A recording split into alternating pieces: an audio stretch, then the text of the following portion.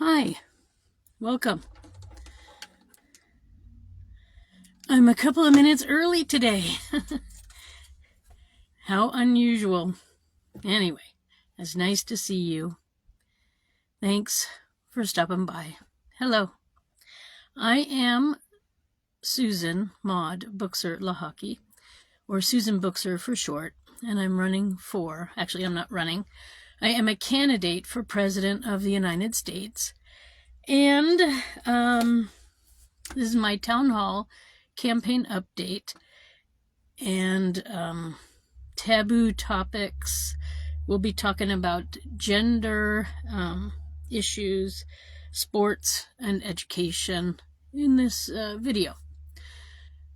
Welcome.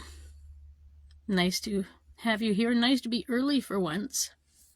So I don't want to get started too much either because there might be people joining at the correct time. So anyway, let me get a sip of water. Just to let you know, it's very cold right now where I am. It's like 38 degrees Fahrenheit.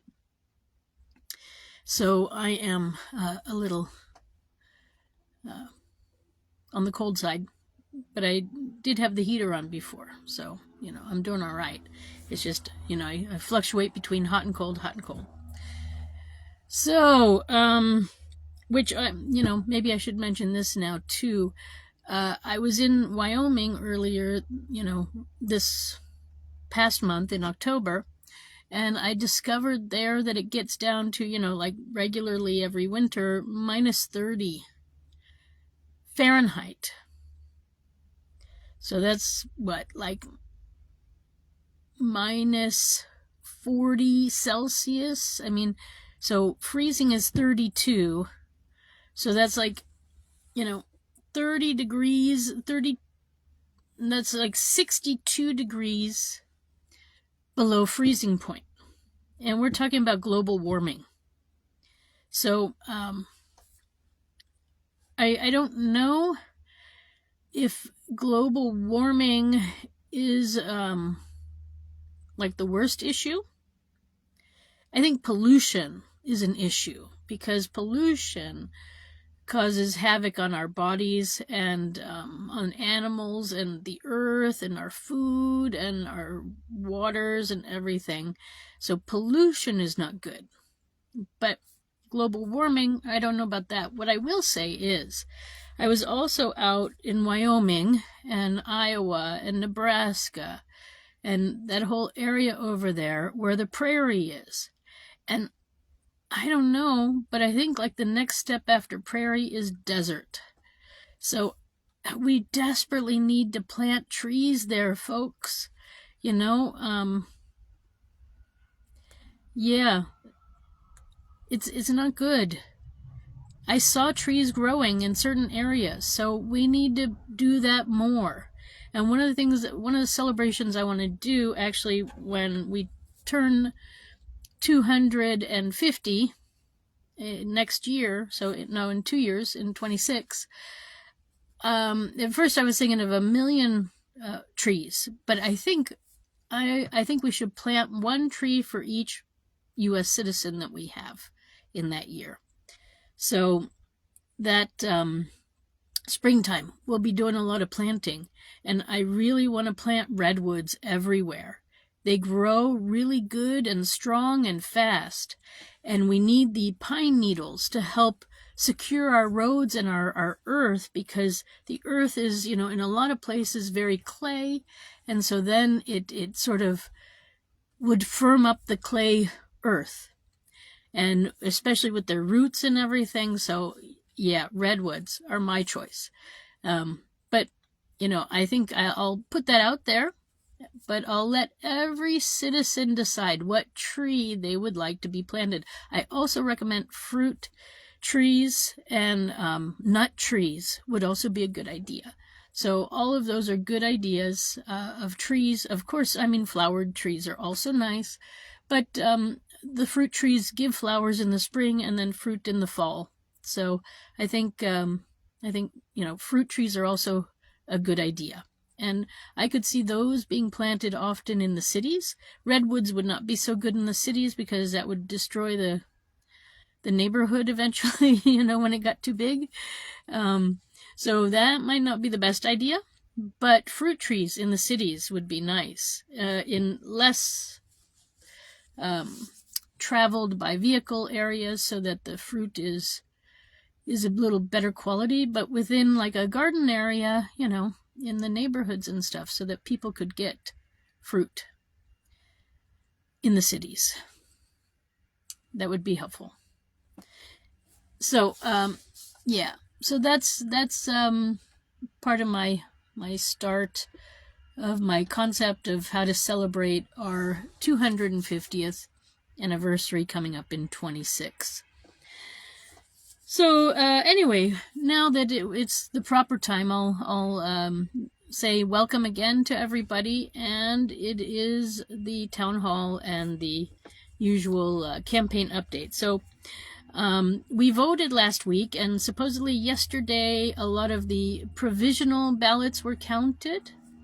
So I haven't found out if mine has been counted. I have to do that today and see what happens. I'm a little concerned that the media has projected the winner of the election, but we need actually the election division to do that, and that would be in January. In January, when the electoral college votes are counted, that's when you find out who won the election. That's when it's announced by the government who won the presidential election. Now, who won the state and local elections, that should be told by the election division, or by the Secretary of State in every state, or by the governor. I'm not sure who makes the announcements, but I think it might be Secretary of States. They're usually in charge of the elections. So if you want to find out who they say won, like I said, the provisional ballots were open yesterday. If they're counted or added, it still might take a week. So technically the voting is done, but counting of votes is actually not done yet. And then there's even certification of votes, and that can go on months after the new year, which I don't understand why it takes so long. We should put a special task force. Every state should put a task force, and we should know within 2 weeks after the election and have everything certified. The fact that it goes on forever, this is not acceptable. No. So anyway, long story short is I don't know who really won anything yet.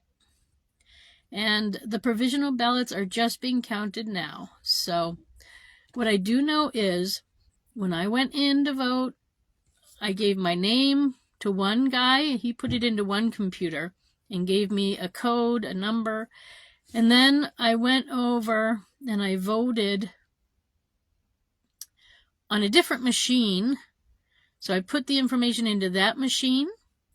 And then as a provisional ballot voter, that ballot doesn't get counted yet. It gets put on hold.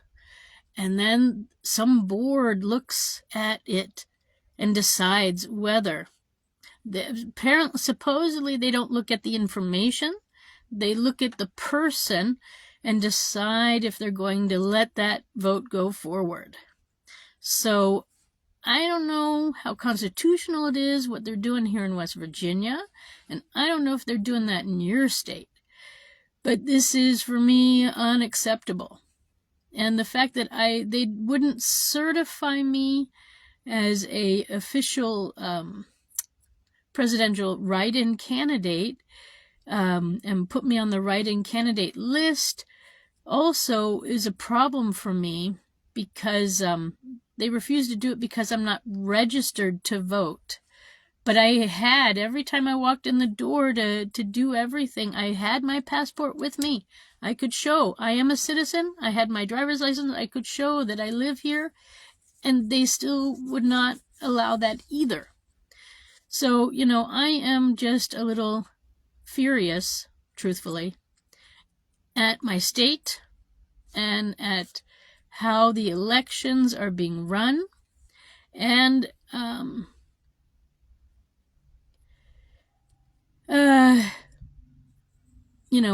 this linkage to registering to vote, it's ridiculous, because we already know that there are fake names on there, there are dead people on there, there are illegal aliens on there.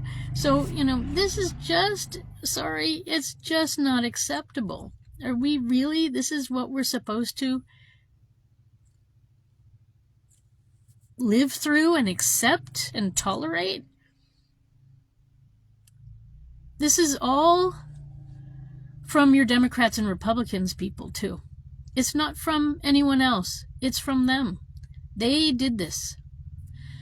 Because they won't let anyone else in either, so they cannot blame anyone else. So we know who the culprits are for these things. It's the Democrats and the Republicans. So,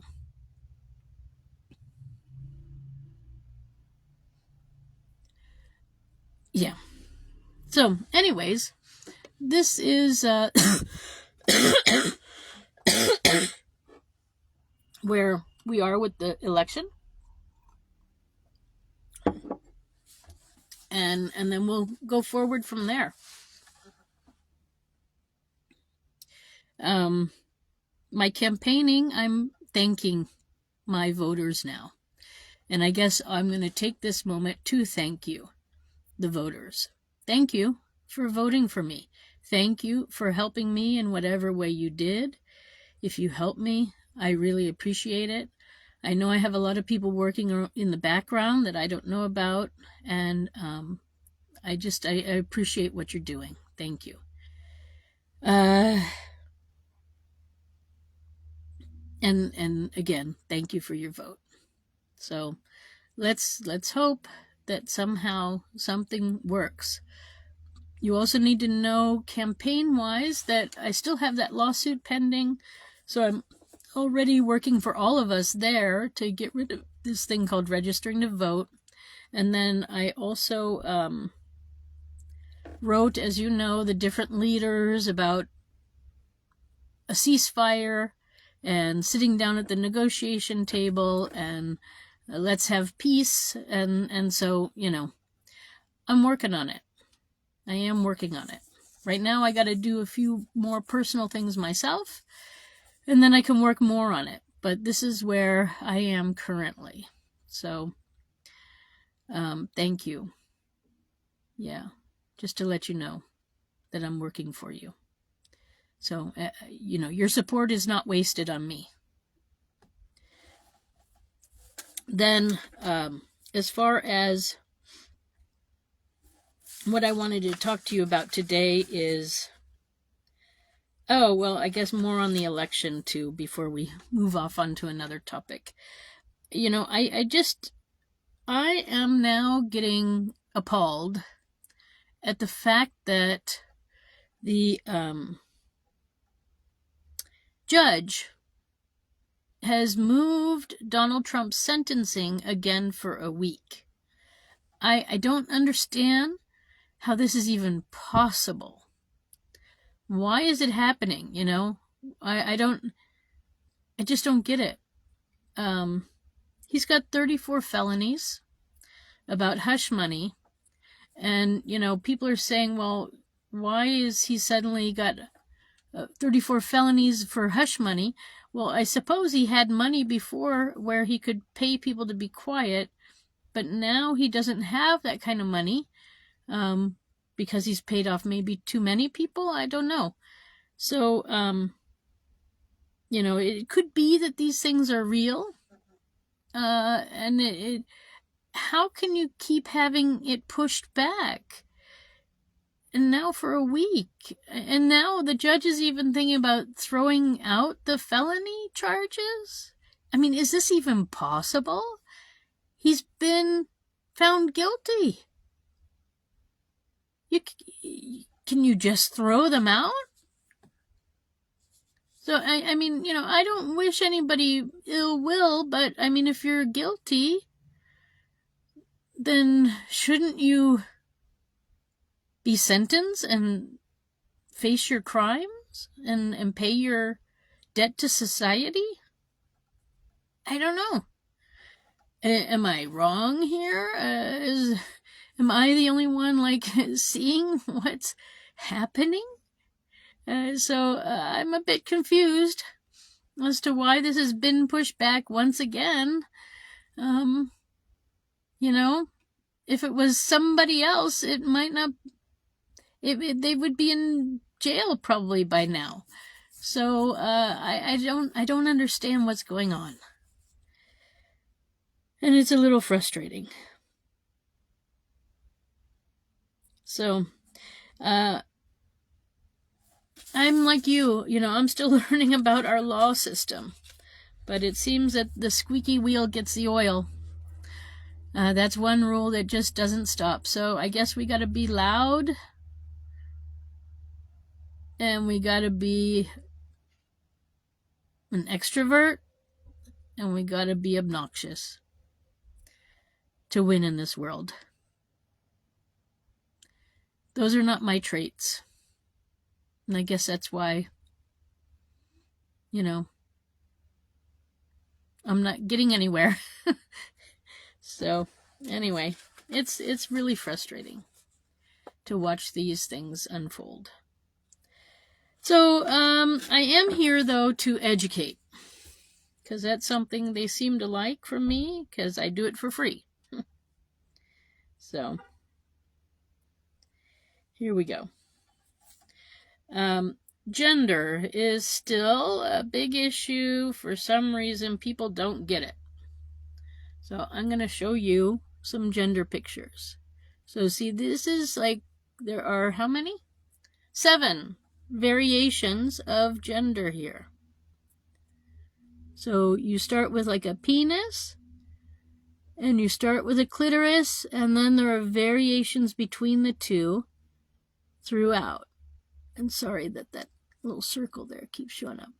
So on one side you have a fully intact male, on the other side you have a fully intact female, and in between you have intersex.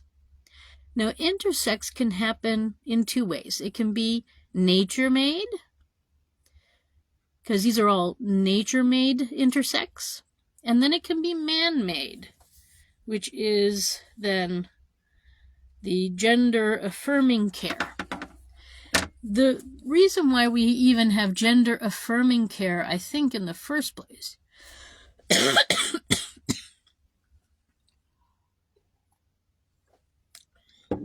is because intersex happens more often than we would like to think. But because we're not doctors, and a lot of us aren't even friends with doctors, and certainly not birthing doctors, we don't know this, as the general public goes. So, what happens is you birth a child. I'm going to bring you closer so the light is better. So we have a child, and then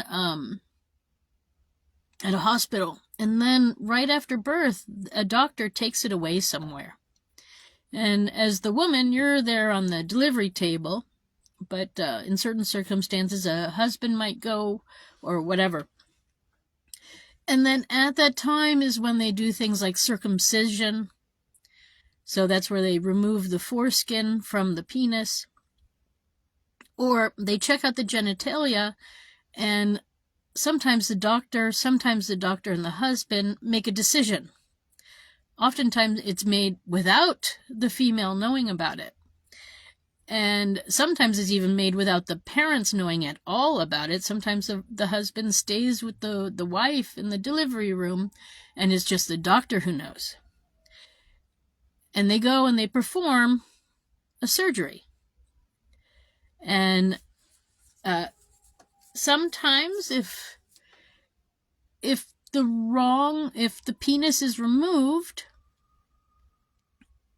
when it was a real penis, because it was an intersex that was fully intact. Sometimes that happens too, where a person is born with a fully intact penis and a fully intact uterus.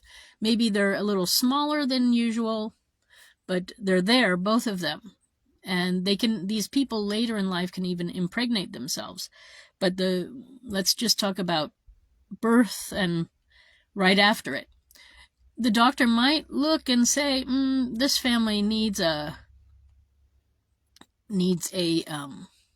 male, so we'll just circumcise it and leave it at that. And sometimes the doctor says, no, this family needs a female, so it's not a large or normal sized penis anyway, so it's probably not functioning, so let's remove it. And so this is where we have the gender issues that come into play, I think, a lot of it.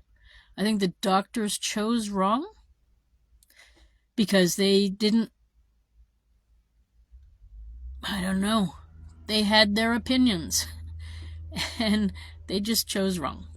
So I think we need to stop all, even circumcision. Men who are uncircumcised just need to learn how to clean their penis better so that they don't give other people germs. That's it. It's not a big deal. You just have to clean your penis. It's not a problem. It's like any other body part. You clean it. I'm sorry, I have a tickle in my throat. Anyway, so this is, I think, what we need to do. Stop performing circumcisions. Stop performing genital mutilation in the United States. And let the person develop around the age of 9 or 10. If it's known that this person was born intersex with both body parts, both gender parts, then around that time, we may want to check to see if the penis is functional, if it might be producing semen, so sperm. And if it does, then we might want to give that child a vasectomy. This is the only time when I would suggest this sort of behavior. Because then the child accidentally having a wet dream or something will not impregnate itself, which does happen. I've met people who have impregnated themselves. So, and I know that intersex happens. I did that too. When I was at art school, we had to draw. There was a person who came in who had all the body parts, all the gender parts, and we drew them. And it wasn't just one time. A couple times this person came in. So, these things definitely happen 100%, but it's not up to the doctor or even the father, let alone the parents, to decide at birth. That's a little early to decide, because if you cut the wrong thing, then you may prevent that child from being able to reproduce. And then as a species, I want those people intact, because it could be that we need them one day. They would be like the exact people we want to send off to someplace like Mars, because then everybody can reproduce, everybody can be pregnant, and so why limit?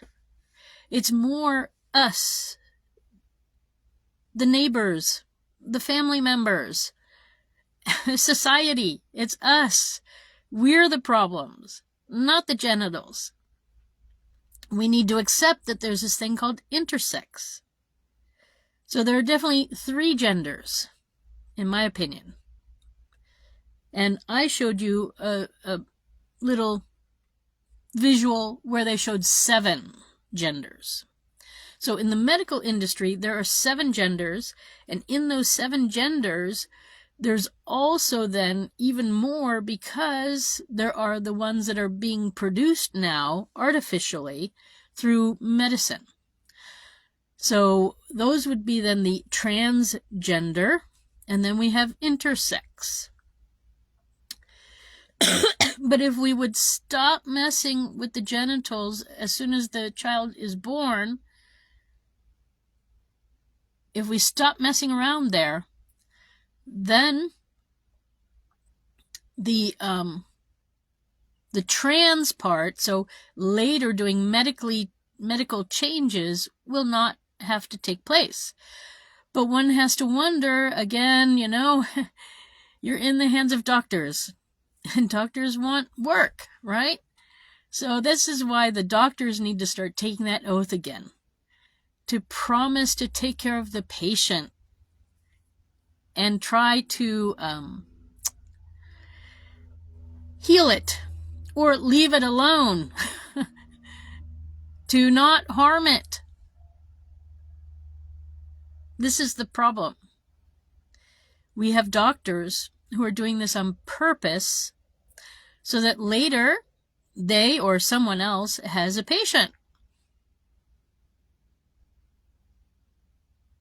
Not acceptable. Doctors, you need to take the Hippocratic Oath, or maybe we make up a new one, but this is not acceptable. Not acceptable whatsoever. You leave all the babies' gender organs alone. Period. Not until somebody is 18 should they ever be touched unless it is somehow medically necessary. Period. It's unacceptable. Unacceptable what is going on in our country. I do not at all accept it. I find it disgusting. And it's time to stop this genital mutilation that you are doing. Shame on you, doctors. Shame on you. So, by not mutilating genitals at birth and accepting people as they are presented, whether they're presenting themselves as a male or a female or somewhere in between, it's up to us, the society, to accept that person as they present themselves. And there are people who are obnoxious, and there are people who are extremely nice, and there are people who are mean, and there are people who are unhappy and sad, and it's okay. It's okay. We have to accept people as they present themselves, and we all go through moods. We all have good and bad days, and we all have days where we are not feeling nice, where we are feeling nice, and that is also okay. So the point is that however somebody presents themselves to you, just do your best to do your best. To be nice.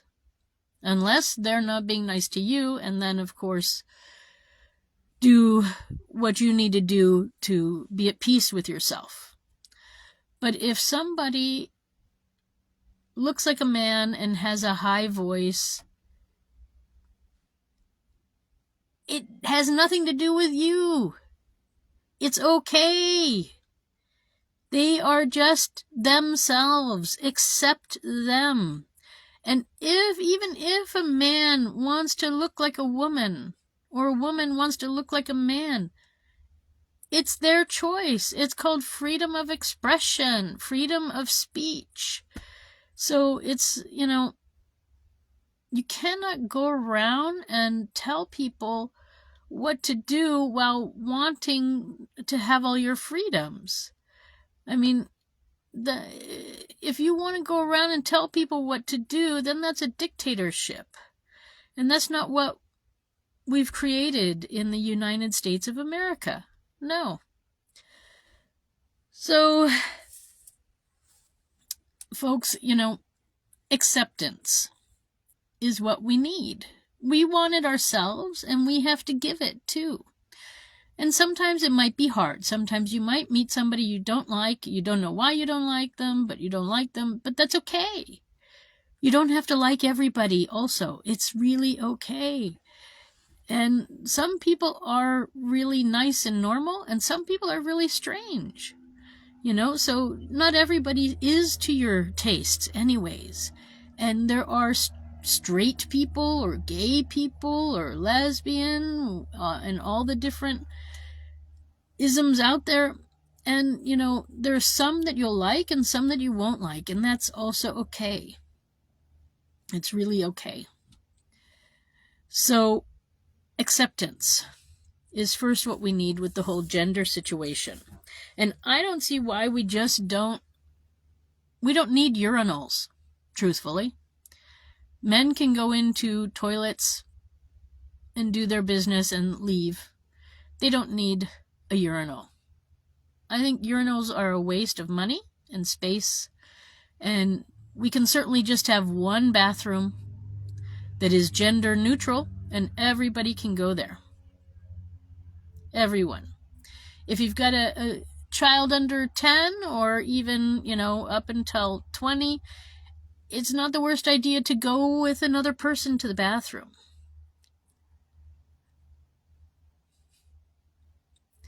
Well, I see somebody wrote that urinals use less water per flush.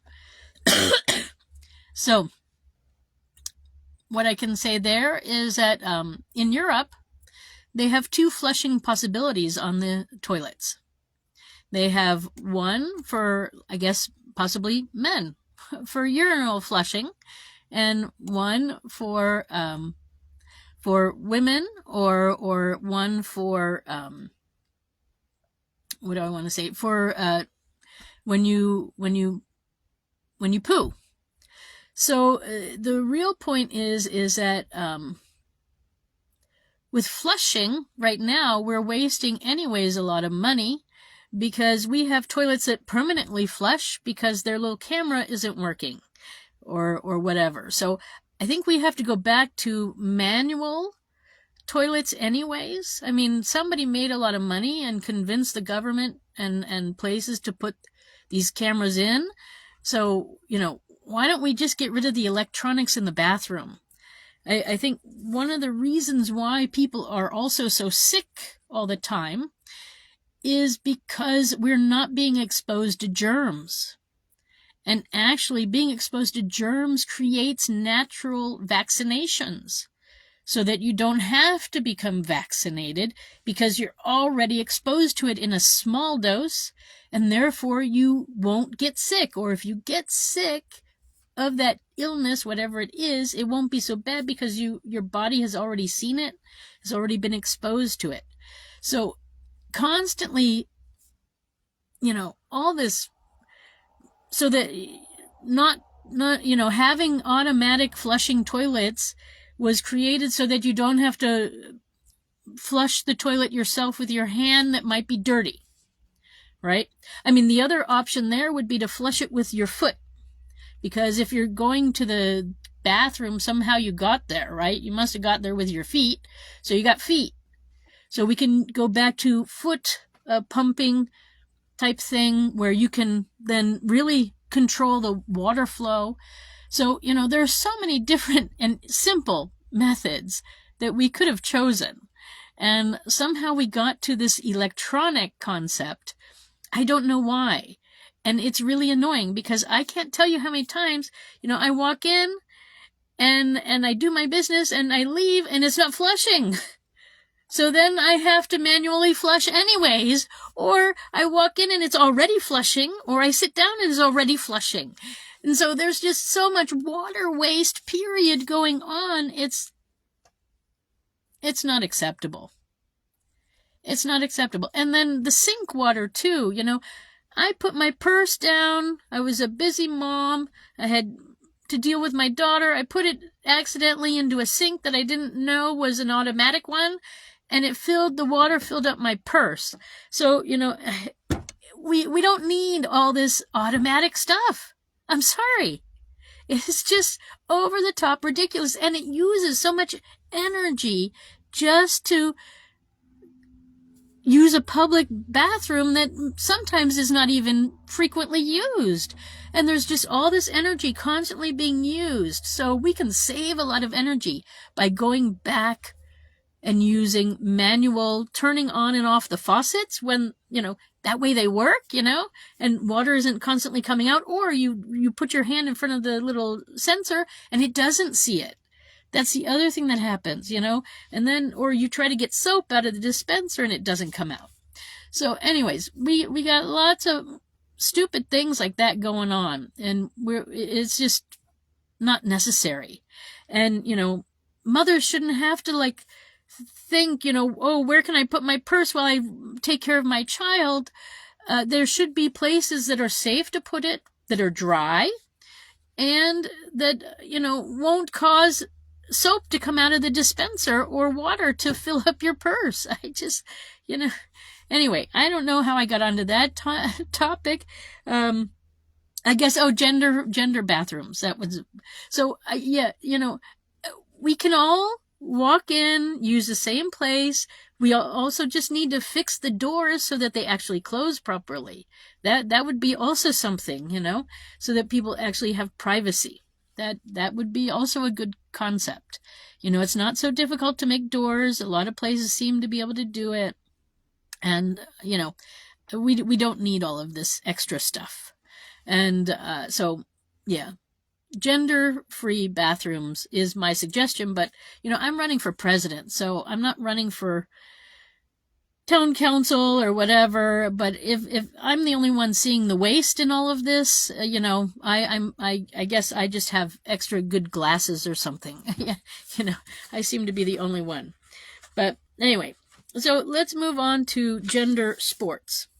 There are some really good and very talented female sports players who are real females, who would be good in, possibly even football or in baseball or in, I don't know, all sorts of different sporting areas, soccer, but they get overlooked, or even basketball, but they get overlooked because they're females. So females are not generally accepted in the male teams, but maybe if we changed it around to A-level, B-level, and C-level sports, then it wouldn't be gender-oriented, it would be skill level. Because there might be a good reason to have a small quarterback or somebody who's small. And so then we really could see some interesting things happen with sports. There might be a reason to have one giant, I don't know, female ice skater or ice skater, but whatever. That's a different thing altogether. But I notice there are some men who are really good at the parallel bars, and parallel bars are also restricted to just women, in the Olympics and stuff. So maybe we have to rethink our concept of sports in general, and maybe it should move less from gender and more towards skill level and the skills that person wants to display. There could be very talented men on the balance beam. So, I don't know why we're so stuck on this gender situation. And then, sea level would be just your local sports teams getting together to say hi and whatever. So I think sports could be changed into 3 levels, A, B, and C, and then we go forward from there. And that also for me, that's how I also see maybe education. So I had the opportunity to raise my daughter in a foreign country, and I saw that, they kept pretty much everybody within 1 or 2 years of their peers, because ultimately we're all going through life together. And even if you're 14 and you're already at university, that's fine, and dandy, but are you mature enough really to be there? That's the real question. And I found that the Swiss way of keeping the kids somewhat near their age level when they go through school to be a good thing. I mean, later you'll be mixed, that's true. But you need to grow up first. You need to get maturity. And yeah, if you're super smart, you might know a lot, but you don't have a lot of experience. And sometimes it's good to just be a kid when you're a kid. And, pushing forward so far, I don't know if that's so good. On the other hand, there are exceptions to every rule, but I don't think it should be the general thing to just always try to push kids to move forward and forward and forward so fast. They need to live life too. And that's why, in education, so like in first grade, there might be, maybe not in first, but probably in second grade, there'll be like an A, B, and a C level. So I'm doing education reform too. And the A levels will be like the ones that are, really good at book learning and picking up ideas quickly and whatnot. The Bs are sort of a little bit slower, and the Cs are the slowest. They'll all learn the same things throughout the year, but they'll be taught sometimes together and sometimes separately where it's needed. So the slower ones will be expected to learn, like half the information, the minimum amount, and then the A levels will learn a lot of extra information about whatever the topics are that they're learning about. So I've seen this work, and it works really well. And the kids can still go out and then play together and spend time together, and it just works really well. So they don't have to feel bad about being friends with certain friends, because, sometimes just because somebody's not good at book learning doesn't mean they're not intelligent. They're just not skilled at reading and writing and arithmetic, So their skills might be better physically, building things and stuff.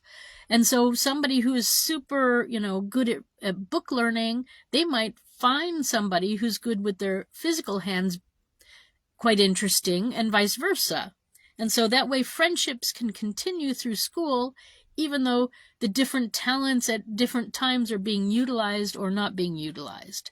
And then kids don't feel so bad. They're not being penalized by being held back, or their best friend might not disappear because they're being pushed forward.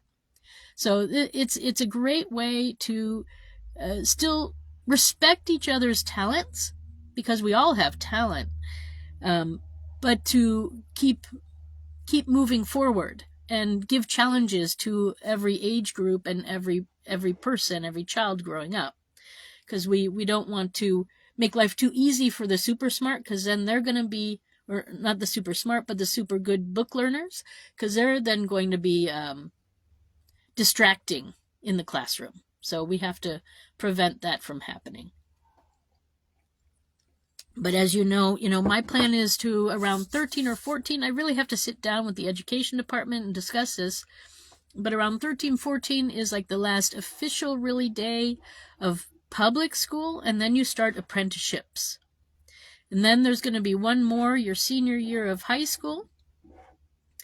And then there, everybody comes back together and has a year of learning about the country, learning about the Constitution and your own state, and you'll meet the president, and spend time in Washington for like a week or so, having a citizen event. And then you'll say, when you turn 18, you'll say the Pledge of Allegiance for the first time and be welcomed in at whatever ceremony is going on for you. You'll be an official adult as far as the country is concerned. So I guess that'll probably be like a mayor thing. You make an appointment with your local mayor, and you go in and you say the Pledge of Allegiance to them. And since we all have different birthdays, it'll be happening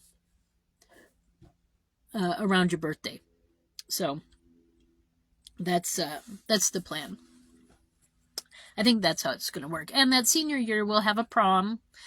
So there'll be a prom, and, because all of you went off and worked in different places, and now you're coming back together. It'll be very exciting. You'll probably maybe really enjoy the prom and have a official prom date and whatnot. Because I know a lot of times, we don't have prom dates, and we just go to the prom anyways nowadays. But maybe there will be some other arrangements happening. So this is sort of my new education reform plan too. And I think it's also some of the rural areas. I've seen a lot. We've got some really rural places. I think we might want to think about a one-room schoolhouse for those. And then it'll be multiple generations in a classroom together. And then in other places, we just need to make possibly more schools, but smaller schools.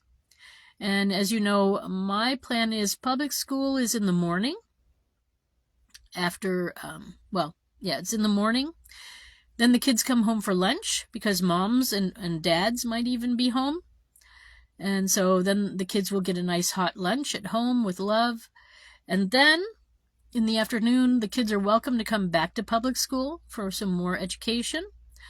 Or if their parents want to do homeschooling at that time, in the afternoon, they can do homeschooling. And the other option is that kids can, parents and kids can have them go to a language school or a private school or a religious school. So if one is a Christian and you want your child to go to the local Christian private school, you can in the afternoon. So that's how it's going to work. I know Trump is talking about giving the power to the states, and I think that's a bad idea. Whenever we give power to the states, we see with the election process that, when the states are in control, they keep taking advantage of the situation. So how many different, we have at least three amendments to our Constitution because we gave power to the states, and they keep finding a way to manipulate the system and to silence certain votes. So this is not an acceptable. The way we're voting right now is not acceptable. As you know, I've got this lawsuit pending, but but to do that then with the education department, Donald Trump, I'm sorry. You cannot be real. I'm flabbergasted by your suggestion. Sorry. I know the education system needs reformed 100%, but the whole concept of the United States is to have a certain amount of equal things happening throughout the country so that we have easy transitions from different states. And so far, we've given a lot of power to the states, and they have run amok with it. I can't tell you how many people I talk to that don't realize that West Virginia is even a state. When I tell people I'm from West Virginia, they think I'm saying Western Virginia. Trust me, I've had some conversations this year that have sent me into like a confusion because I can't believe I'm talking to adults that don't know certain things. And that's what's going to happen if we give the power to the states. So no, until the basics are through the federal system, they will stay that way because these people are U.S. citizens. Children are U.S. citizens, and the federal government has an interest in raising citizens that have information that's correct and that is taught well and that is important for the future, for their lives. So we desperately need a federal education system, and parents must comply because they have U.S. citizens. There's no ifs, ands, or buts about it. You have all the freedom after the morning session. You can homeschool your kids. You can do whatever, but they are my citizens if I'm president. I see them as part of my family. So I want to take care of them. So they are, for me, important. They are the future. We want to give them the skills they need to live a good life, a happy life, and a prosperous life. And right now, I don't know if we're really doing that. So that's why we need reform. That's why we're going to then give them the information they need. Then we're going to teach them a trade so that they can be productive and they can make a living if everything falls apart. And then we're going to be humming like a wonderful country that we could and should be. But right now we got, all this, I'm better than you and stuff, and us against them. And, it's just not necessary. I don't want to tolerate that. I have a lot of tolerance, but for stupidity, I don't.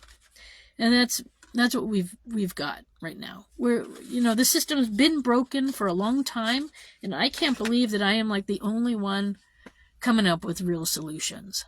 So, no, giving it to the states, absolutely not. We saw what they did with the elections. No, nope. Sorry, Donald, bad idea.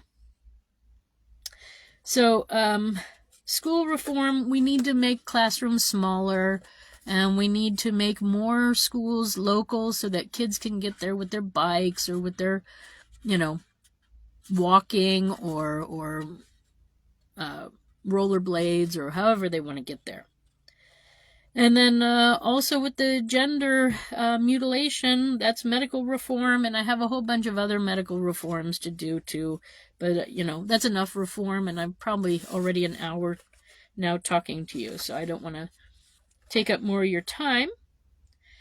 But, yeah, I guess that's it for now. So I really thank you for stopping by. And thank you for listening to me, and I hope this made sense, and I hope let me do the genital visual again, for those of you who missed it. Because this is important. I can't believe we still have people even questioning this, that there are more than two genders, because there's clearly more than two. So even on Google, I found that there's 7. There might even be more. And these are the ones that happen naturally. These are not the ones that happen by medical procedure. And, I don't have a thing against medical procedures. But they shouldn't be done until the child is 18 minimum. I mean, I would recommend 25. Because you want to give that person an opportunity to reproduce before you touch their genitals and change them sexually from one gender to another. Let them reproduce first. Let them have that opportunity. Then, if they still want to change, then, I don't have problems with plastic surgery. I don't have problems with any of this. But in our current form, the way we're using it, I don't think it's acceptable. And doctors need to take that oath, because I don't think you're in it for the patient anymore, a lot of you. And this is not acceptable. And I recommend that people don't go to the doctor as much as possible, because if you go, they're just going to find something wrong anyways. Sorry, that is my opinion. So, on that note, I think we covered education, sports, and gender pretty good. And I talked earlier about my campaign, my lawsuit, blah, blah, blah, all those things. So let's see what's going to happen next, folks. It's kind of like, well, that's same bat time, same bat channel, right? so see you on Sunday. Unless something happens, then I might do a emergency town hall or something like that, or a special town hall. But right now, it's where it's at. So, thank you again for stopping by. Thank you for supporting me. If you did, if you voted for me or helped me in some way, I thank you for that too. And that's all my news for now. So I wish you a very good day wherever you are. Bye. And I am Susan Maud Buchser-Lochocki, by the way, a presidential candidate. And if you want to find out more, I have a website. It's susan4usa.com. That's Susan, the number 4, USA.com. Oh, and I should say this too, because it's on YouTube as well. Don't forget to like and subscribe to my channel, so that, I can have more people watching on YouTube. Okay. Now it's really goodbye. Peace.